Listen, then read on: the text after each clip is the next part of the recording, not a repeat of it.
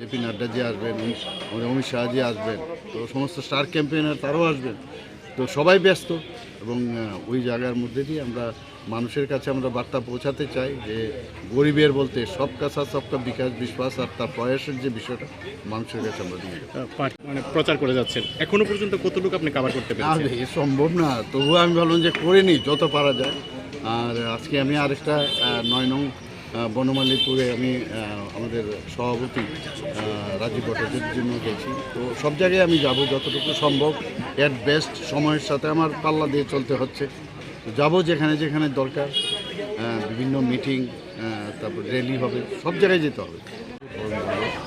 যত দিন যাচ্ছে ততই দেখছি মানুষের মধ্যে আরও উৎসাহ উদ্দীপনা এবং ভারতীয় জনতা পার্টির প্রতি তারা মানে সমর্থন জানাচ্ছে। এবং আগামী দিন কী হবে বলা মুশকিল, মানে সুনামিও হতে পারে যা দেখছি মানুষের মধ্যে, মানুষের মনে দেখছে। বিরোধীদের মধ্যে মানে কি বলবো, ওদের অবস্থা দেখছে কীভাবে ওরা রাজনীতি করে। একটা সুস্থ পরিবেশে একটা রাজনীতির দল এখানে এসছে, প্রধানমন্ত্রী নরেন্দ্র মোদীজিকে দেখে সবাই আপ্লুত এবং উনি মানুষের জন্য কাজ করে ডেভেলপমেন্টের উপর ভিত্তি করে আমরা মানুষের কাছে যাচ্ছি।